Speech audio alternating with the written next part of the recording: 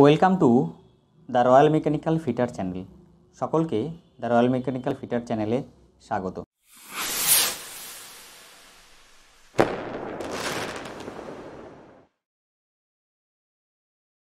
তোমরা যারা সেল ইস্কো বার্নপুর প্ল্যান্টের ACCT ফিটার পদের জন্য প্রস্তুতি নিচ্ছ, তাদের জন্য আজকের এই আলোচ্য বিষয় খুবই গুরুত্বপূর্ণ। প্রত্যেকটা প্রশ্ন খুব গুরুত্বপূর্ণ সহকারে বারবার দেখো, মেমোরাইজ করার চেষ্টা করো, এতে তোমাদের পরীক্ষার হলে কোনো যথেষ্ট উপকার আসবে।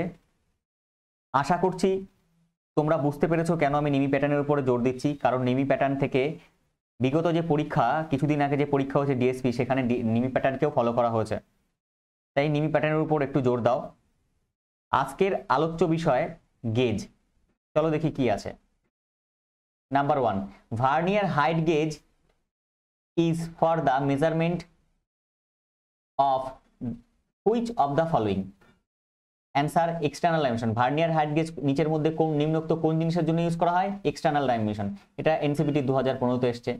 Number 2, instrument use to measure diameter of circular stick. Answer outside micrometer. Circular স্টিকের ডায়ামিটার মাপার জন্য কি ইউজ করা হয়? Outside micrometer. Number 3, least count of vernier height gauge in metric system. Answer 0.02 mm। এটাও এনসিপিটি 2015 এসছে। Number 4, which of the following factor can not be investigated through screw pitch gauge. Answer lead. তাহলে নিচের মধ্যে কোন ফ্যাক্টরটা screw pitch gauge দিয়ে মাপা যায় না বা ইনভেস্টিগেট করা যায় না, সেটা কোনটা হবে? লিড। এটাও এনসিবিটি 2015-তে এসছে। Number 5, component use to measure number of thread per inch. Answer screw pitch gauge. তাহলে কম্পোনেন্ট ইউজ, কোন কম্পোনেন্ট ইউজ টু মেজার মানে ব্যবহার করা, নিচের কোন কম্পোনেন্টটাকে, কোন জিনিসটাকে ব্যবহার করা হয় measure number of thread per inch, কত থ্রেড আছে পার ইঞ্চে, সেটা হচ্ছে screw pitch gauge. Number 6, the grade of slip gauge used calibration of inspection. Answer grade 00 accuracy. তাহলে স্লিপ গেজের যে গ্রেডটাকে ইউজ করা হয় ক্যালিব্রেশন অফ ইন্সপেকশনের জন্য, সেটা হচ্ছে কি? Grade 00 accuracy. Number 7, the most commonly used size of the vernier height gauge is stated by the height of beam is. Answer 300 mm. তাহলে মোস্ট কমনলি, সব থেকে বেশি বহুল ব্যবহার হয় ইউজড দ্য ভার্নিয়ার হাইট গেজের কোনটা ব্যবহার করা হয়? সেটা হচ্ছে 300 mm। এবং বলেছে stated by the height of the beam. তাহলে বিমের হাইটটা কত হবে? বিমের হাইটটা হবে হচ্ছে commonly used size of the vernier height gauge is stated by the beam. তাহলে ভার্নিয়ার হাইট গেজের সাইজটা কত? 300 mm। Number 8, a plug gauge is used for measuring. Answer cylindrical boards. তাহলে প্লাগ গেজ কেন ইউজ করা হয়? সিলিন্ডারিক্যাল বোর্ডকে মেজার করার জন্য। এটাও এনসিপিটি 2016 এসছে। Number 9, vernier height gauge are used in conjunction with the. Answer surface plate. Vernier height gauge ব্যবহার করা হয় with the in conjunction with, কার সাথে ব্যবহার করা হয়? Surface plate. এটাও এনসিপিটি 2016-তে এসছে। Number 10, the hole can be checked by plug gauge. The hole can be checked by plug gauge. এটাও কোনটা এসছে? এটা এনসিপিটি 2016-তে এসছে। দেখো number 11, checking the height and parallelism of job কি ইউজ করা হয়? For checking the height and parallelism of job কি ইউজ করা হয়? Surface gauge. Number 12, the two slip gauge in precision measuring instrument are joint by. Answer wringing. তাহলে কোন পদ্ধতিতে two slip gauge in precision measuring ইনস্ট্রুমেন্টে join করা হয়? কি দিয়ে? রিঙ্গিং পদ্ধতির মধ্যে। What is used to measure the gap width between two objects that are close together? Answer feeler gauge. তাহলে what is used to measure, কোন জিনিসটা মেজার করা হয়, ব্যবহার করা হয় যে দুটো জিনিস খুব কাছাকাছি রয়েছে তাদের with between the two object, তাদের উইথ, এই যে কোনো দুটো জিনিস রয়েছে এরকম, এই দুটো জিনিসের মধ্যে যে গ্যাপটা আছে সেই গ্যাপটা মাপার জন্য, এটার জন্য কি করা ইউজ করা হয়? সেই গ্যাপটা মাপার জন্য কি জিনিস ইউজ করা হয়? এটা হচ্ছে filler gauge. Number 14, what is use to test an external taper? Answer taper plug gauge. তাহলে test an external taper, external ট্যাপারকে টেস্ট করার জন্য কোন গেজ ইউজ করা হয়? Taper plug gauge. Number 15, how many grades of slip gauge are recommended by BIS? BIS কয়টা গ্রেডকে recommend করেছে স্লিপ গেজের? Answer number 4। অ্যান্সার 4টে। তাহলে বিআইএস এর ফুল ফর্ম কি? আমরা আগেই বলেছি বিআইএস এর full form bureau of Indian standard. এটা ভালো করে মেমোরাইজ করো, কোনো প্রশ্নে আসলেও আসতে পারে তোমাদের সাথে। Number 16, slip gauge designated with grade I is used for, slip gauge designated with grade I used for answer reference। তাহলে স্লিপ গেজ যেটা ডেজিগনেটেড গ্রেড আই দিয়ে সেটা কার সাথে রিলেটেড? এটা হচ্ছে used for reference. Number 70, in which gauge go and no go comes in the same end। তাহলে which gauge go and no in same end answer progressive plug gauge। তাহলে কোন গেজের go and no গোটা same এন্ডে থাকে? এটা হচ্ছে progressive plug gauge.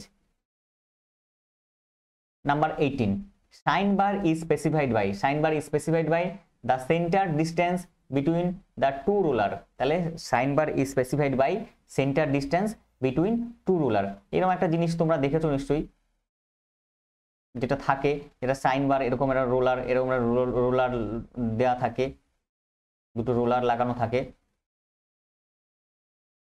এরকম একটা জিনিস দেখেছো নিশ্চয়ই, তোমরা নিশ্চয়ই পড়েছো।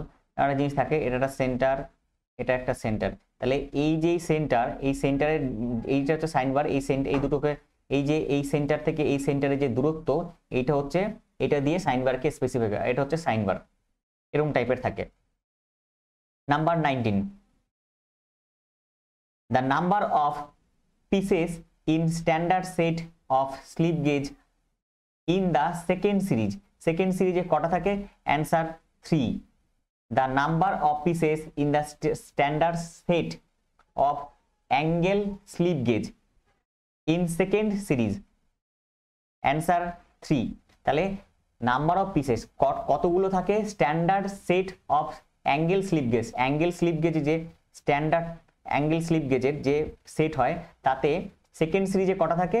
3টে।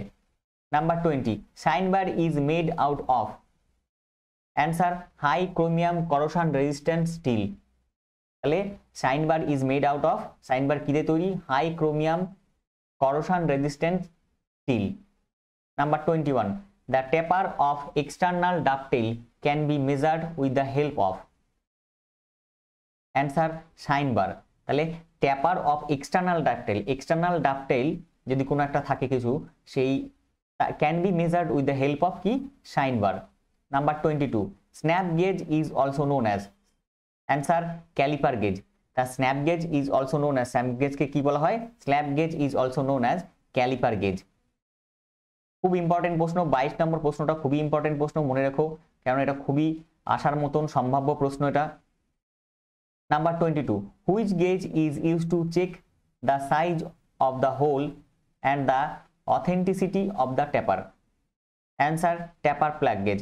হুইচ গেজ, কোন গেজ ইউজ করা হয় check the size of the হোলের সাইজ চেক করার জন্য, অথেন্টিসিটি অফ ট্যাপার যে সঠিক আছে সেই অথেন্টিসিটির জন্য ইউজ করা হয়, সেটা কি হচ্ছে? সেটা উত্তর হচ্ছে আমাদের taper plug gauge.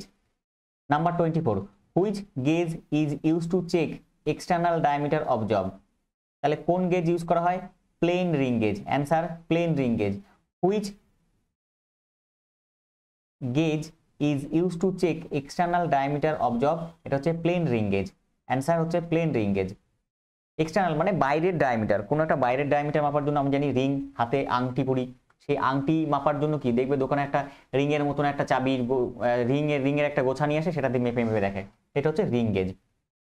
Number 25, accuracy of master gauge is, তাহলে মাস্টার গেজের অ্যাকুরেসি কি কত?